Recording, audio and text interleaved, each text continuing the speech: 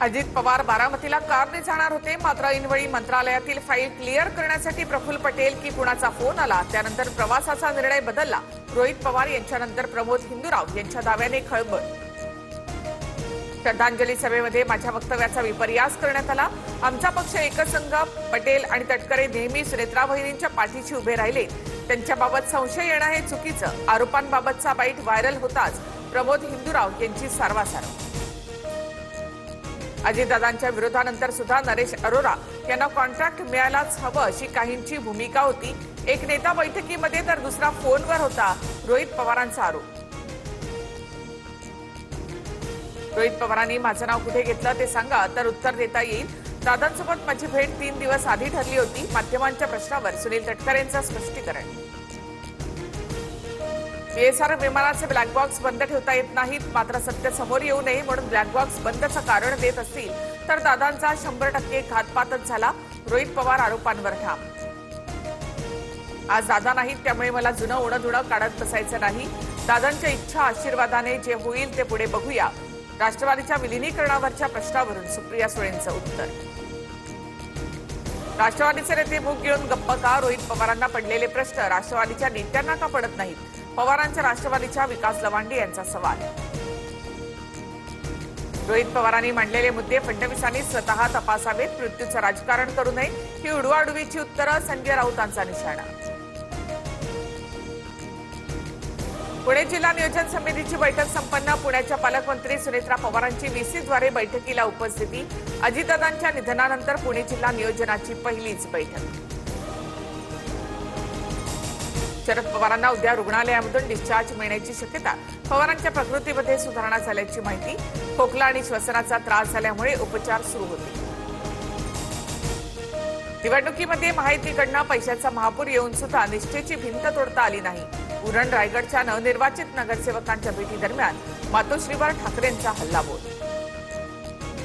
भगतसिंह कोश्यारींच्या राज ठाकरेंवरच्या टीकेचा संजय राऊतांकडनं समाचार। कोश्यारी लफंगा माणूस, त्यांना धोतरही नेसता येत नाही। राऊतांचं टीकास्त्र तर भाजपच्या नवनाथ बन यांचा पलटवार।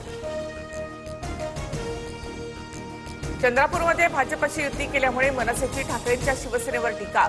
चंद्रपूरमध्ये ठाकरेंच्या नगरसेवकांना प्रत्येकी 1 कोटी दिले। राऊतांनी डोळ्यावर पट्टी बांधली आहे का? केडीएमसीचा संदर्भ देत देशपांडेंचा निशाणा। ठाकरेंच्या शिवसेनेचे सय्यद इक्बाल परभणीचे महापौर। इक्बाल यांना 39 मतं तर भाजपचे उमेदवार तिरुमला खिल्लारेंना 26 मतं। काँग्रेसचे गणेश देशमुख परभणीचे उपमहापौर। जयकुमार गोरेंकडनं जिल्हा परिषदेच्या नवीन सदस्यांना माध्यमांसमोर न बोलण्याच्या सूचना। जिल्हा परिषद सदस्याला 21 कोटींचा निधी देण्याचा दिलेला शब्द पाळणार। विरोधकांनी काळजी करू नये, गोरेंचं उत्तर। धाराशिव जिल्हा परिषदेच्या सत्ता स्थापनेसाठी मुंबईत हालचाली। राष्ट्रवादी, शिवसेना आणि भाजपचे 35 सदस्य मुंबईच्या सहलीवर। तानाजी सावंतांचे 8 सदस्य वगळता शिवसेनेचे सर्व सदस्य महायुतीसोबत मुंबईत।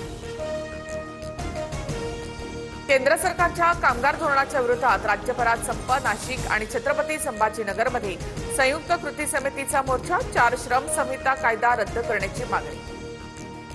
पुढच्या 10 वर्षात मुंबईकरांना घोड्यावरून प्रवास करावा लागेल, हायकोर्टाचा संताप। मुंबईच्या रस्त्यांवरील अतिक्रमणांवर नाराजी।